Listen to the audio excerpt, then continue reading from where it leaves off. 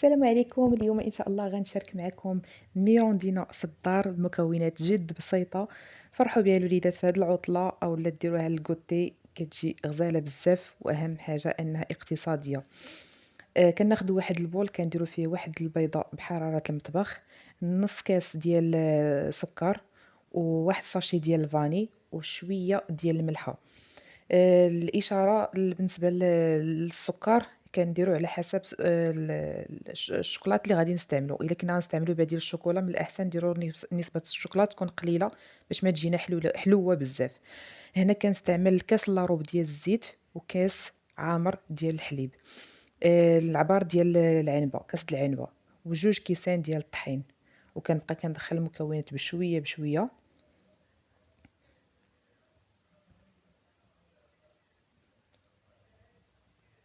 حتى كينسجموا لينا المقادير مع بعضياتهم مزيان، وكنديروا واحد الساشي ديال الخميرة حمرا، وكنعاودوا ندخلوها وواحد شوية ديال الخل.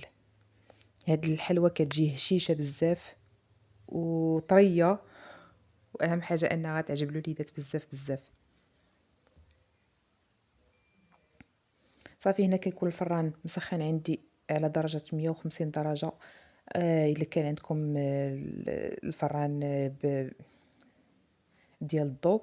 الفران الغاز راه كنسخّنوه عادي بحال غنطيبوا الكيكة، وكنخليو العافية من التحت شاعلة، وكنطفيو على الفوق العافية مهيلة، وكندخلوها راه هي ردّوا معاها البال راه دغيا كطيب، حتى كنشوفوها بأنها بدات كتحمّر من التحت عاد كنشعلو عليها الفوق تحمّر وصافي. بالنسبة للشوكولا كندير معاه شوية كندير القياس ديال الشوكولات اللي غادي ندير، وكندير معاه شوية د الحليب، نديرو في بان ماغي حتى كيذوب.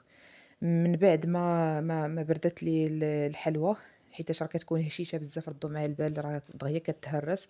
هنا الشوكولا من بعد ما داب كنزيد معاه واحد الكاس ديال دانيت. عليها أنا قُلت لكم إلا كنتو غتستعملوا بديل الشوكولا أولا غتستعملوا الشوكولات اللي فيه السكر، حاولوا تنقصوا من الشوكولات من السكر سنيدة في الحلوى باش ما تجي حلوة بزاف. هنا راه مشات ليا اللقطة. فاش درت واحد النسبة ديال الشوكولات من الداخل، من بعد ما قسمت الكيكة ورديت الطرف. المهم راه باين الفيديو كيفاش داير. نهزو النص وكنديروه من الفوق باش كيجيو عندنا طرف من الفوق وطرف من التحت، المهم بحال ميروندينا وصافي. صافي من بعد كنقطعوا هذاك الحلوى طريفات كيف ما على القياس اللي بغينا. إذا كانت عندكم لاطة كبيرة تقدروا تدبلوا المقادير. وانتم كتشوفوا الكيكة كيفاش دايرة، راه هذيك لا جينواز كتجي هشيشة بزاف، يعني خصك تتعامل معاها بشوية لأنها كتبقى تهرس. صافي هنا كناخدو هادوك المرصوات ديال ميروندينا، نلبسوهم بهداك الشوكولا اللي بقى لينا، نلبسوهم مزيان. كنحاولوا من الأحسن نديروهم فوق شي كاغيط ديال الفران أولا باش تجيكم سهلة. إلا هزيتوها في يدكم راه تبقى تهرس.